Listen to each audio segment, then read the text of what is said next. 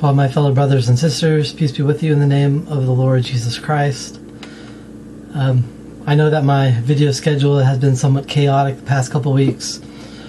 First because of the tragedy a couple weeks ago, and then we had General Conference. I don't generally make videos during General Conference so that people can just focus on that.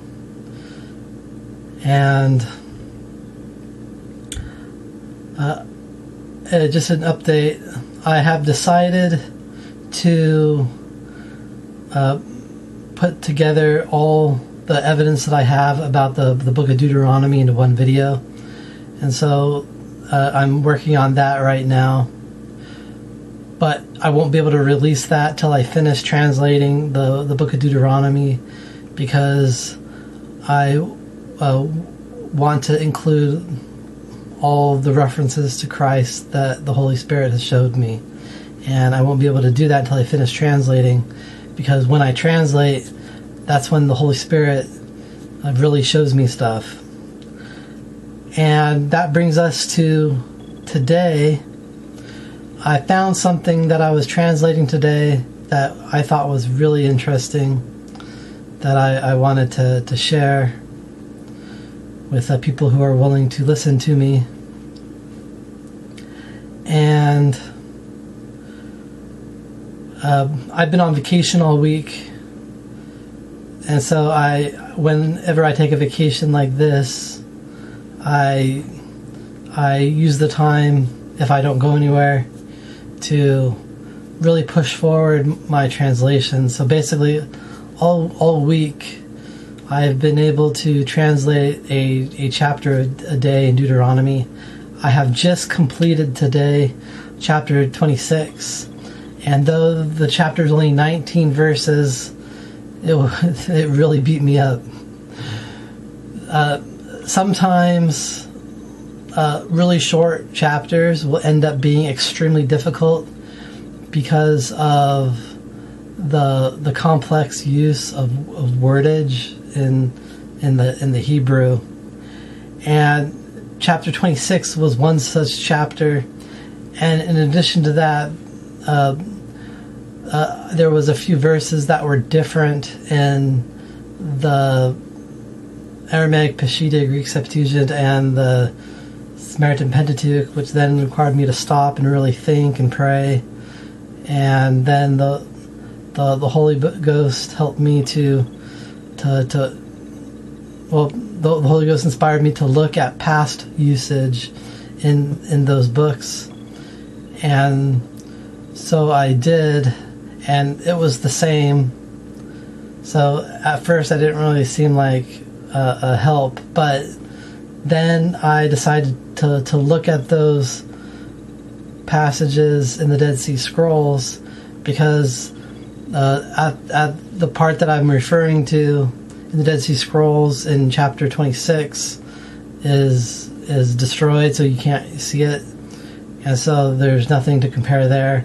But I looked in previous usage, and the previous usage in the Dead Sea Scrolls actually was the same as the Masoretic text, and so I decided to stick with the Masoretic text because the Dead Sea Scrolls appeared to stick to it. And so that was really complex. But going to where we are going today,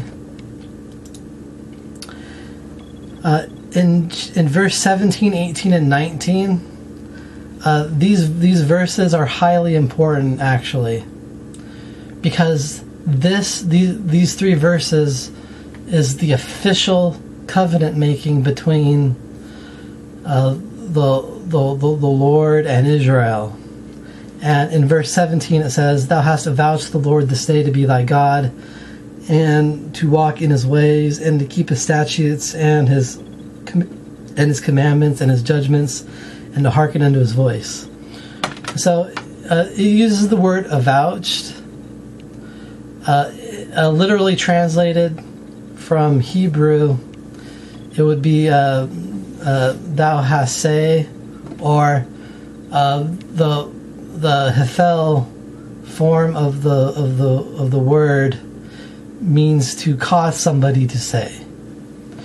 And so basically what this verse is saying is that the Lord has made the people of Israel to say that he is their God, or he will be a God to them, and that they would walk in his ways and keep his statutes, or rather ordinances, and his commandments and his judgments, and hearken unto his voice. Then verse 18 says, "And the Lord hath avouched thee this day to be his peculiar people, as he hath promised thee, and that thou shouldest keep all his commandments." What this verse is saying, this verse is in response to what Israel is to say this day,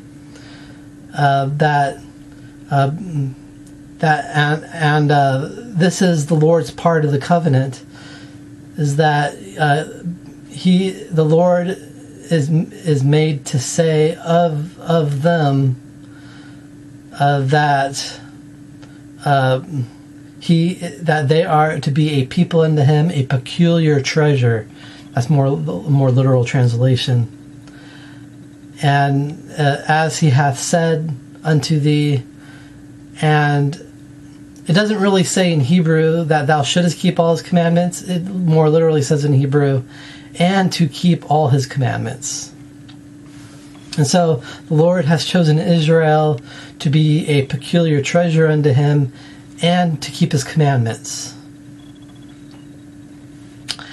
And then this is where we get into verse 19, which in the King James Version says, "And to make thee high above all nations, which he hath made in praise and in name and in honor, that thou mayest be an holy people in the Lord thy God, as he hath spoken." Now this is where we get into what I really want to talk about. And so this part is part of the covenant that the Lord made with Israel.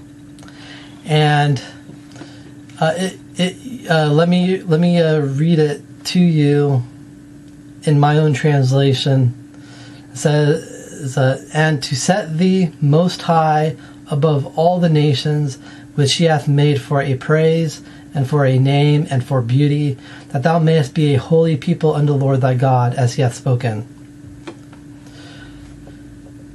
So, what happens a lot of times when I translate is that I'll see something, and then it'll feel like something will like drop into my head, and I see things a different way, and that is one way that the Holy Spirit communicates with me.